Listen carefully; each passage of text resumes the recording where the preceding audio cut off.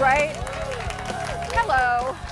When it comes to spring cleaning, it's not just your home that you need to think about, but your bank account, your investments, and all that stuff. Here with some important reminders is financial expert Lynette Calfani-Cox. It's good to have you here. Thank you for having me. I like this idea because you can kind of remember it, right? Right. It's spring, we're doing this other stuff. Let's remember to change the batteries in our fire alarms, smoke alarms, and do this. So here you put together some tips for us. Let's go over these. The first thing you say is review your credit report. How do you do it? Well, you really want to get online. The government has a free website that every single person can and should go to. It's annualcreditreport.com.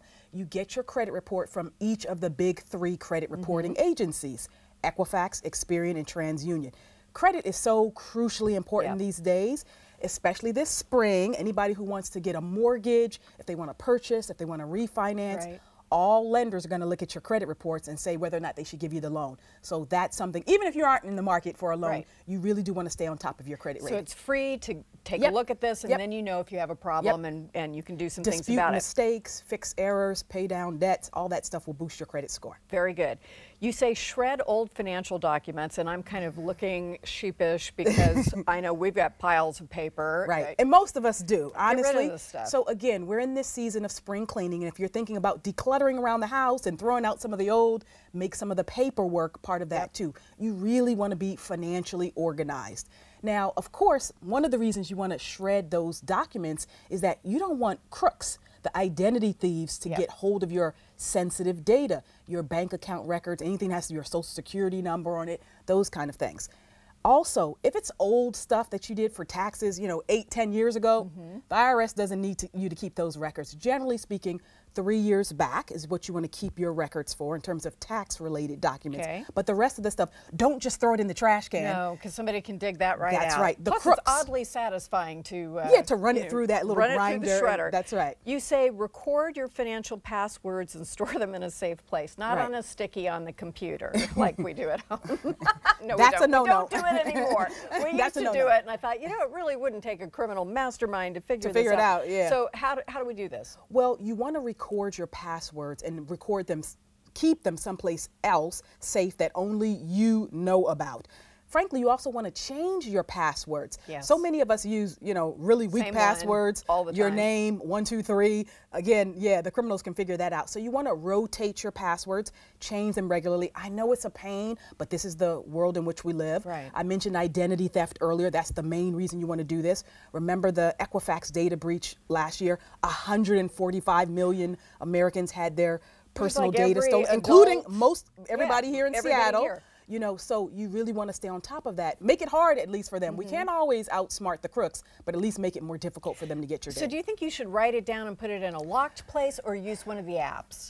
There are apps you can put them into, and you can store it in in the cloud, which is a lot of experts say is the safest place to put it. Some people don't agree with that. You can physically put it someplace. Like in my home, we actually have a safe, a real life safe with a key that, and a lock combination. Which is a good thing to have. Some people have safe deposit box at their bank or their credit union. You can do that as well. All right, very good. That's good. Review your budget. Yes, this is a biggie. So especially when it comes to springtime, you're trying to get the household together and you're trying to get the household budget together. There's 2 things you want to look out for. Making sure that you have factored into your budget home protection. So anything that has to do with insurance or anything that potentially has to do with a home warranty. So the Pew Research Center says that 70% of Americans are going to have some kind of unexpected event pertaining to their house.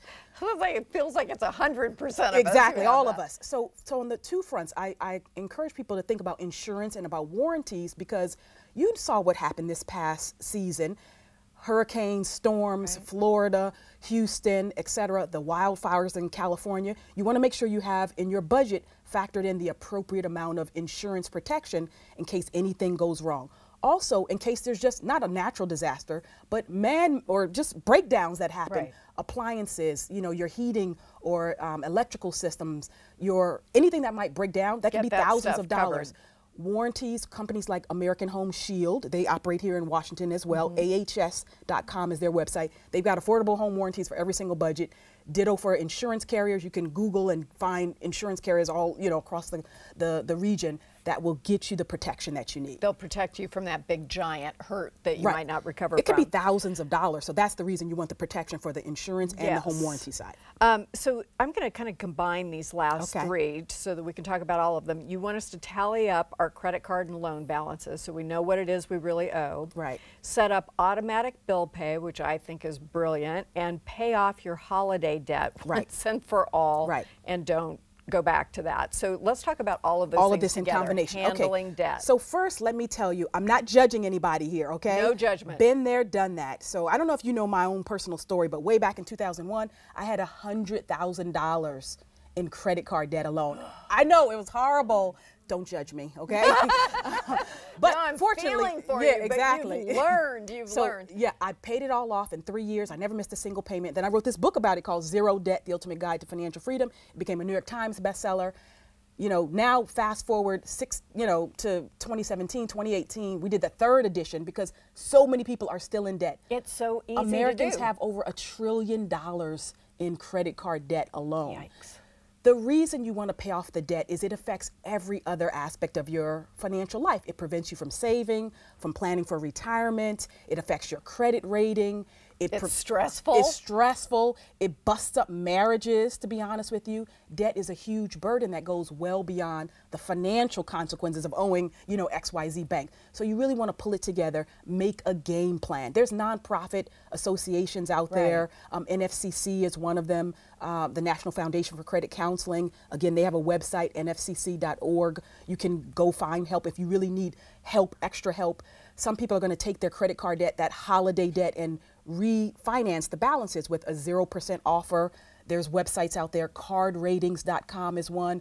Credit card perks. We'll put those on the Some website. other ones for Because people I to know know. it's hard for people to keep get on all top this of all of together this, and yeah. remember it.